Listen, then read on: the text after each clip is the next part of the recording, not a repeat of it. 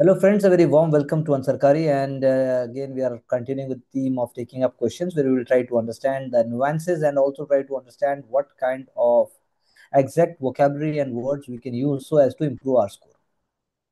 What were the contributions of Arya Samaj to social and religious movements of India? So, Arya Samaj, it is given, founded by Dayanand Saraswati, 1875, a reformist social religious movement. It was a period when political ideas were taking shape and INC was formed in 1885. This is a good point. This is a good beginning. And then one more line could have been there. It was the time of proto-nationalistic ideas. It was the time of proto-nationalistic ideas like Swadeshi, Swabhasha, Swaraj, Swa, the word Swa, that means indigenous. हम कौन है, हम क्या है, इसकी चर्चा स्वामी दयानंद सरस्वती ने एक करेज और कॉन्फिडेंस के साथ शुरू की। Inclusive reforms of Hindu society which was for banning child marriage, sati बिल्कुल सही बात है। तो यानी कि women at the centre of reforms. Saraswati, Dayanand Saraswati Maharaj को पता था कि ये बहुत इंपॉर्टेंट है, तो उन्होंने उस समय भी देख पाए वो लिटरेसी ना होने के बावजूद भी कि वुमेन के बिना कोई भी चीज अधूरी है। जेंडर इक्वलिटी, वुमेन इंपावरमेंट, बिल्कुल सही बात है। एज सीन ड्यूरिंग अर्ली वैदिक सोसाइटी वाला पॉइंट बिल्कुल अच्छा है। सत्यार्थ प्रकाश, लेकिन सत्यार्थ प्रकाश में आपने लिख तो दिया enlighten these ideas in vernacular language, बहुत अच्छी बात है, लेकिन आप सिर्फ शब्द को थोड़ा सा और लिखते कि सत्य का प्रकाश, the light of truth through the true essence of Vedas, बस हो गया काम। एंग्लो वैदिक एजुकेशन, तो एंग्लो वैदिक यानी best of English, best of Vedas. Going back to the Vedas mantra propagated, not going back to the the old times, be in the modern times but learn from the past, जो आज के modern India को भी चाहिए। Idol worship was shun, idol worship which is promoting superstition. That is the whole point. Ideal worship itself is not a wrong concept. मतलब आप बताइए कि बात पीपल की पूजा करने की नहीं है, लेकिन पीपल की पूजा क्यों करें ये भी आपको पता होना चाहिए। आज भी हम पीपल के नीचे सब डाल देते हैं, लेकिन प्लास्टिक भी डाल देते हैं।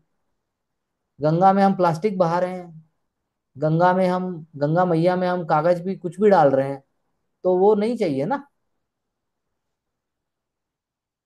शुद्धि movement allowed Muslim converts to reconnect with Hinduism, ठीक बात, चलो ठीक है। रिलीजियस कॉन्स्टिट्यूट, बिल्कुल सही बात है। काफी पॉइंट्स एकदम जीएस पर्सपेक्टिव से सब ट्रैक पे हैं, लेकिन वही जैसे मैंने आपसे कहा, एक दो हमें यूनिक एलिमेंट हर आंसर में धीरे धीरे लाने के बारे में सोचना है, और वो धीरे धीरे आएंगे भी। तो यहाँ पर भी कुछ कुछ दिख रहा है, लेकिन I think the conclusion is also fair enough even today, proving the rationalism and its relevance. चलिए, वहाबी मूवमेंट, ठीक है। चलिए, reformist movement in Kerala, no no, it is not just in Kerala, Wahabi movement is in India. और उसके लिए सैयद अहमद राय बरेलवी थे। 1850s के पहले से ये मूवमेंट इंडिया में आ चुकी है, और पोस्ट औरंगजेब टाइम से आप कह सकते हो। It is not upholding of ancient religious ideas, it is upholding of Puritan Islamic thought, it is anti British in nature. जो आपकी टीटू मीर, टुन्नू मियाँ, आपकी वो जो शरतुल्लाह जो ईस्ट बंगाल और बिहार में जो मूवमेंट्स हुई, जो इस्लामिक मूवमेंट्स हुई, उनके पीछे वहां भी एलिमेंट था। तो अब्दुल वहाब अरेबिया के थे, प्रीचर थे, सूफी आइडियाज को प्रीच कर रहे थे, लेकिन हमारे यहाँ जो वहाबी मूवमेंट के एलिमेंट आए शुरू में, वो हिंदू मुस्लिम सिंक्रोनिज्म को भी प्रमोट करेंगे। वो कट्टर होंगे, लेकिन ब्रिटिश के प्रति कट्टर होंगे। एक्चुअली में ये आइडिया था। Indigo was a commercial cash crop introduced by British in India which was used as blue dye, ठीक है। British coerced farmers and peasants to cultivate in the fertile, basically fertile land आपको करनी है। आपको पहले जबरदस्ती पैसा भी दे दिया जाएगा, और आपसे बेस्ट जमीन पर आपको उगाई भी कराई जाएगी, और आपसे वो सामान पूरा ले भी लिया जाएगा, तो बचेगा क्या आपके पास। तो इंडिगो मूवमेंट जो है 1860s में, जब इंडिगो कमीशन बना लॉर्ड कैनिंग के समय में, तब से उसकी जड़ें शुरू हो जाती। उससे पहले से पनप रही थी, लेकिन 1860s में farmers are protesting in a peaceful and legal way. तभी मोस्ट इंपॉर्टेंट एलिमेंट यहाँ पर जो मिसिंग है इंडिगो मूवमेंट का, कि they never became violent, supported by middle class, propagated through vernacular newspaper, acknowledge by British. Champaran was the culmination. ऐसे लिख दो, कोई नहीं रोक पाएगा। Rajkumar Shukla requesting him to visit Champaran village, could not pay, बिल्कुल सही बात है, आपने बस इसको थोड़ा और छोटा होना चाहिए था, थोड़ा और, जिसे कहते हैं T20 मैच है तो 4 बॉलों पे 24 रन, अमेजिंग। लेकिन 26 बॉल पे 14 रन T20, तो लगता है क्या खेला है यार। और वही अगर आप टेस्ट मैच में देखो, 26 बॉल पे 14 रन, अबे क्या खेलता है भाई। तो मैच मैच का फर्क है, तो मैच देख लीजिए कौन सा है। Quit India movement 1942 after the failure of Cripps mission which proposed dominant status to India, movement began with individual satyagraha Vinoba Bhave to be first followed।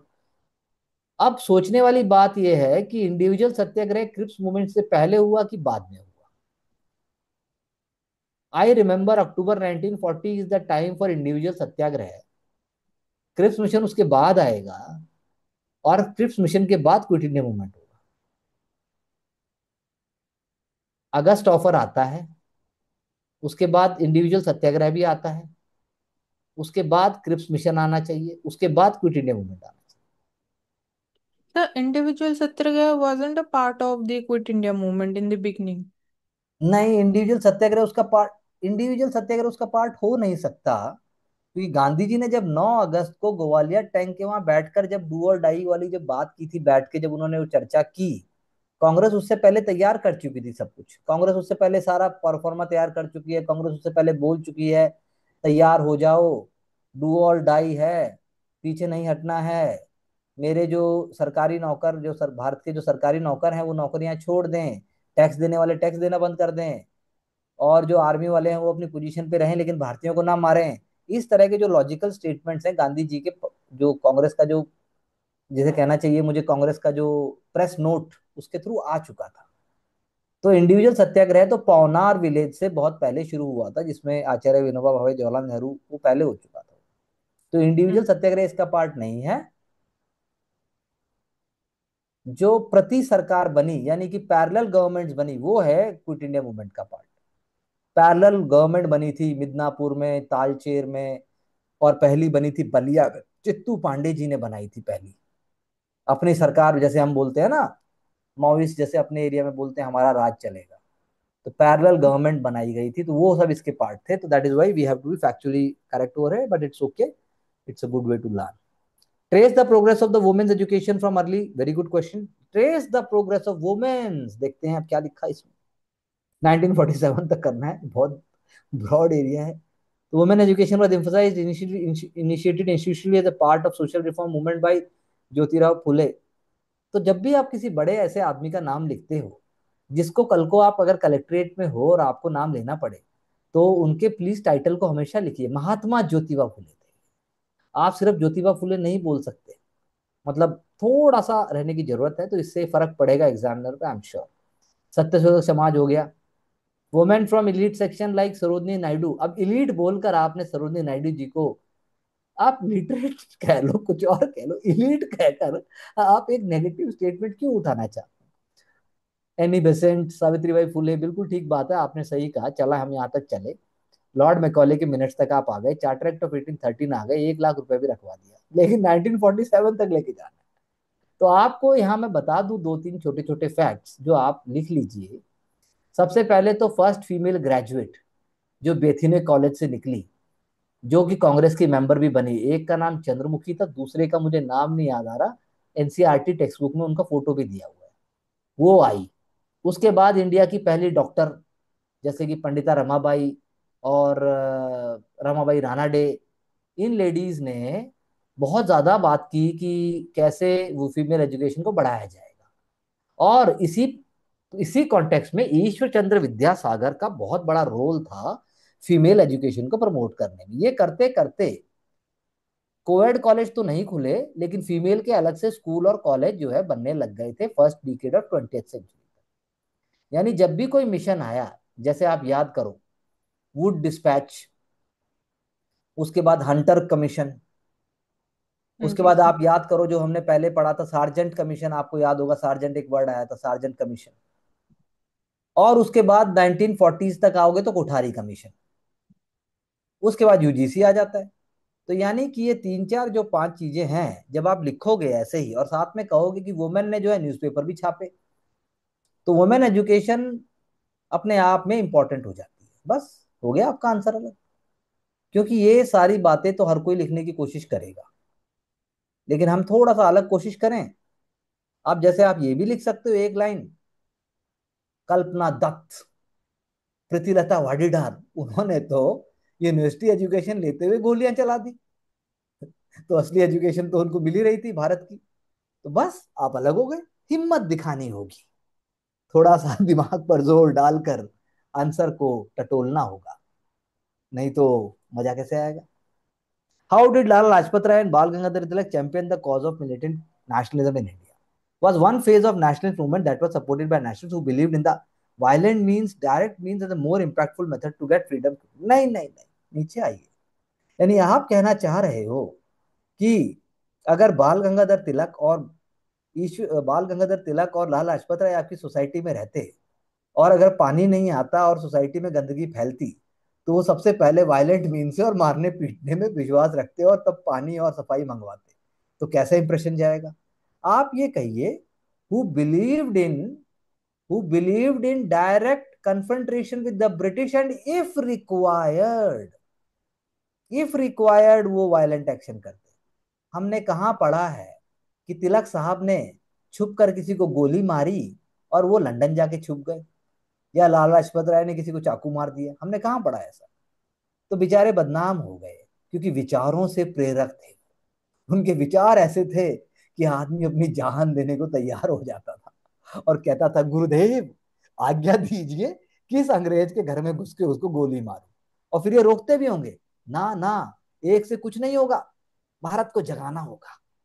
तो यानी कि लाला लाजपत राय ने जो मिलिटेंट नेशनलिज्म का कॉज चैंपियन किया, इम्पैक्टफुल मेथड इसलिए था क्योंकि उनका ये कहना था, वही जो हिंदी का बड़ा फेमस गाना है बॉलीवुड का, मैंने एक दिन आपसे पहले भी कहा था, सर कटा सकते हैं लेकिन सर झुका सकते नहीं, अपनी आजादी को हरगिज मिटा सकते नहीं। तो जब ये हरगिज वाली बात आएगी ना, और अंग्रेज जब आप पे बुलडोजर चलाएंगे, तो मरने को तैयार यार।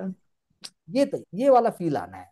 तो आपने हम्म जो लिखा, अब आपने लिखा हुआ extremist faction of INC who wanted Swadeshi movement at pan India, बिल्कुल सही बात लिखी। लेकिन इसको थोड़ा फ्लिप करते और आप कहते कि they wanted Congress to be more radical in approach so as to see the true face of British, तो आपका आधा नंबर और बढ़ जाएगा। The title Lion of Punjab, Sher Punjab showcases the same reflection. Bal Gangadhar Tilak in his literary work like Kesari Maratha spread the militant ideas.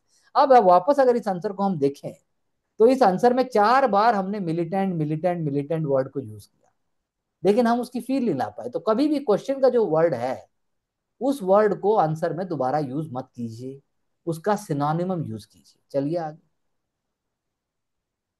क्योंकि आपके वो बोलने से they supported Ghadar party, they also gather mass support for the same, ठीक बात है, लेकिन आप कहिए कि मास को जोश तो दिलाया। आज के यूट्यूब की तरह की आइए मैराथन सेशन करते हैं, पॉलिटी का 12 घंटे का सेशन है, 12 घंटे का मैराथन सेशन तो किया, लेकिन निचोड़ क्या निकला? तो जोश तो दिला दिया, लेकिन जोश से डेमोक्रेसी या फिर पेट्रियोटिज्म जो है, वो नेशनल लेवल पे जो एक गांधी जी ने जो एक बात कही, वो कैसे बनाते? वो तो नहीं बना पाए ना। तो बस, जी। तो बताने की बात नहीं, क्योंकि वो कह रहे हैं।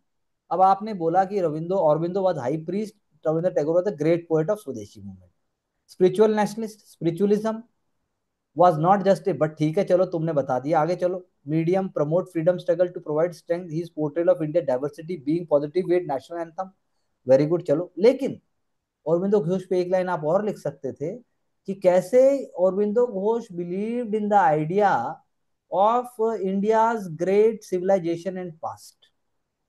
उनका मानना था कि भारत की जो सिविलाइजेशन है, उसके वैल्यूज इतने सुप्रीम और इतने प्योर हैं कि वो किसी भी इंसान को लिबरेट कर देंगे, ना सिर्फ पॉवर्टी से, बल्कि हर तरह की हार्डशिप से। तो ब्रिटिश को कोई मतलब नहीं बनता कि वो इंडिया को गुलाम बनाए। बस खत्म। इसीलिए उन्होंने सावित्री लिखा। एक काम था उनका, Savitri. Give critical account of Ramakrishna Mission with special reference to the role played by Swami Vivekananda. Started by Swami Vivekananda as an inspiration from the ideas of Swami Ramakrishna Paramhansa. बिल्कुल सही बात है, लेकिन आप यहां पर लिखते लिखते सोचती। बिल्कुल सही कहा आपने, बहुत अच्छा। Second line is, I think, is very amazing. Introduce the philosophical schools of Vedanta and yoga to the west. Peace truth unity at the Chicago. Chicago conference पहले हो रही है ना, 1893 में हो रही है। रामकृष्ण मिशन बाद में बन रहा है। ये बात आप समझिए, ये छोटी सी समझ आपके आंसर को चेंज कर देगी। तो वो पहले हो रहा है, ये बाद में हो रहा है, लेकिन ये क्या कह रहा है? रामकृष्ण मिशन कह रहा है कि भारत का हर दरिद्र मानसिक, शारीरिक एवं वैचारिक तौर पर दरिद्र नहीं होना चाहिए। ये रामकृष्ण मिशन कह रहे हैं। अगर बाढ़ आएगी तो हम मदद करेंगे, अगर पढ़ाने की बात आएगी तो हम पढ़ाएंगे, अगर खाना बांट रहे हैं तो हम बांटेंगे। आज भी रामकृष्ण मिशन यही काम कर रहे हैं। तो आप बस जरा सा ये सोचते कि आज क्या कर रहे हैं, तो तब का आपको समझ में आया था वो क्या कर रहे हैं। तो स्वामी रामकृष्ण परमहंस के जो विचार थे, उठो जागो और अपने गोल को पाओ, या फिर जैसे स्वामी विवेकानंद ने कितनी सारी बातें कही हैं कि उन्होंने कास्टिज्म के अगेंस्ट कहा है, उन्होंने नेशनलिज्म के फेवर में कहा है। That is why Swami Vivekananda is known as father of spiritual nationalism. जैसे हम कहते हैं किसी को मिलिटेंट नेशनलिज्म, किसी को कुछ, स्वामी विवेकानंद तो गजब थे यार, गजब महान। उन्होंने इतना कर्मठ कार्य किया कि सिर्फ 36 या 37 वर्ष की उम्र में ही वो मोक्ष के द्वार मिल गए उनको, समाधि में, वो भी। Amazing personality, amazing. विभूति कहा है उनको, विभूति कही है। तो इसीलिए आप बस आप उतना लिखते, काम हो गया। मानो ना कोई सेक्टेरियन बात है, ना कोई रिलीजियस बात है। Why and when the revolt of the ratings of the Royal Navy took place, why did the suspend the movement, what were the attitudes of Gandhi and Patel toward the movement. Last nail in the coffin, बिल्कुल सही बात है। Poor conditions of the and racism, बिल्कुल सही बात है। Inhumane services, ठीक है बात। एचएमएस तलवार, बिल्कुल सही बात है। Nationalist sentiment post world war led by Subhash Chandra Bose provided, बहुत अच्छा। ये सारे पॉइंट्स अमेजिंग हैं, जल्दी में फास्ट लिखो, बात खत्म। The movement was suspended because, चलिए, lack of support from nationalist leaders like Gandhi ji and Sardar Patel due to violence, because they believed कि अगर मिलिट्री वायलेंस हो जाएगी तो ये कोई अच्छी बात नहीं है। British reacted forcefully, cut off supplies and food. Sardar Patel called for calm and fair treatment post suspension of the movement. Short-lived revolt provided a strong psychological blow. I think this is a fairly written answer with a good understanding and a good level of articulation. British, अच्छा, महिला सुधार आंदोलन में महिला शिक्षा प्रति जागरूकता बढ़ी, महिलाओं को उच्च शिक्षा प्राप्त करना। आगे चलिए। ज्योतिबा फुले और सावित्रीबाई फुले द्वारा महिला विवाह शिक्षा, तो अंग्रेजी का हिंदी रूपांतरण चल रहा है। अरे बाप रे, कमला सरोजिनी नायडू, कमला, कस्तूरबा गांधी, अरुणा आसफ अली। तो अंग्रेजी का हिंदी रूपांतरण आप यहाँ देख सकते हैं कि किस प्रकार दो आंसर दो अलग अलग जगह पर लिखे गए जीपीएस कोऑर्डिनेट के द्वारा, अलग अलग पेन से अलग अलग समय पे बिना बातचीत करके भी, तब भी आंसर एक जैसे ही है। ये बड़े खतरे की घंटी है, इसीलिए हमें सावधान होना होगा। स्वामी विवेकानंद द्वारा रामकृष्ण की स्थापना की गई, जो रामकृष्ण प्रशिक्षाओं से प्रेरित है। ये देखिए हिंदी रूपांतरण हो गया। तथा उनके मुख्य उद्देश्य आध्यात्मिक, मानव कल्याण, विकास, धार्मिक सद्भावना, सहस्तित्व भावना को बढ़ाना है। मानव की सेवा ईश्वर की सेवा है। तो उसके आगे और लिख देती। लाल बाल पाल की त्रिमूर्ति को उग्र राष्ट्रवाद की भावना जोड़ा जाता है। स्वदेशी बहिष्कार, राष्ट्रीय शिक्षा, राष्ट्रीय शिक्षा नीति में विज्ञान और भारतीय संस्कृति तथा इतिहास के महत्व पर बल दिया। Second paragraph is very good, English में ऐसा होना चाहिए था। नव जागरण की भावना को, यानी रेनेसा की भावना को बढ़ाया। इतिहास पर गर्व करते हुए वर्तमान की स्थिति को सुधारने की बात की।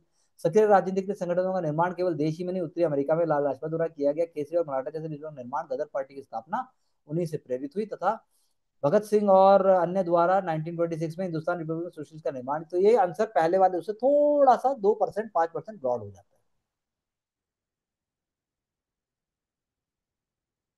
1946 में रॉयल इंडियन नेवी के सैनिकों ने ब्रिटिश सरकार के खिलाफ विद्रोह या विद्रोह नस्लीय भेदभाव के विरुद्ध में शुरू हुआ। जल्दी ही ब्रिटिश निशासन विरुद्ध एक व्यापक आंदोलन बना। राजनीतिक नेताओं के कहने पर इस आंदोलन को स्थगित किया गया। आत्मसमर्पण कहने को कहा गया। महात्मा गांधी द्वारा हिंसा की निंदा की गई। बिल्कुल सही बात है, लेकिन ये और थोड़ा ब्रॉड हो सकता था, और आप थोड़ा अच्छा था। अब आप ये बताइए खुद ही कि जब हमारे पास दो अलग अलग टेम्पलेट में भी, अलग अलग दिशाओं में भी एक जैसा आ रहा है, तो 4000 लोग जब एक जैसा लिखेंगे तो हमारे लिए खतरे की घंटी बज जाएगी। जी। हमें उससे बचना है। हम्म। आप बताइए। दिव्या कि इस खतरे की घंटी से कैसे बचा जाए। मैं दो ऑप्शन देता हूँ। ए, कुछ सुधार किया जाए। बी, अगले साल का दोबारा इंतजार किया जाए। तार किया जाए सर। कैसे? सर जो आप आइडियाज बता रहे हैं उसको लेकर आया जाए सर, और जो। बस जी सर। ले आओ खुश होकर। मुझे पूरा विश्वास है आपके पास उस आइडिया के, जब जब वो लेजर स्ट्राइक करेगा तो आपके दिमाग के जो, वो जो माइक्रो ग्रेविटी से जो हमें रिसर्च चाहिए, जो अभी बोल रहे हैं स्पेस में जाके होने वाली है, आई एम वेरी कॉन्फिडेंट कि तुम अपने आइडियाज लेके आओगे और फिर मजा आएगा। जी सर। सर, आप बताइए मानसी जी, क्या किया जाए? सर एक तो tone tone of the answer, जैसे जो एक्सट्रीमिस्ट और मिलिटेंट नेशनलिज्म वाला था, उस पे मैं मतलब बिल्कुल ही डायरेक्ट और ब्लंट लिख देती हूँ, तो वो नहीं होना हाँ, चाहिए। मतलब थप्पड़ मारना है लेकिन मारना नहीं है। हम्म। हाँ। बाकी सर डिफरेंट पॉइंट्स को पहले, मतलब वो क्लियरली विजिबल होने चाहिए जो डिफरेंट पॉइंट्स हैं, या जो लोग कम वो सोचेंगे। आएंगे, हाँ। देखो कुछ लोग 2 ढाई हजार से ज्यादा नहीं सोच पाएंगे, लेकिन हम्म। 1000 लोग ऐसे हैं जो बड़े ही कट्टरता से वो जबरदस्ती घुसाएंगे। उनसे हम्म। टक्कर है। हाँ जी। आम से टक्कर नहीं है, आम से तो आगे निकल जाओगे।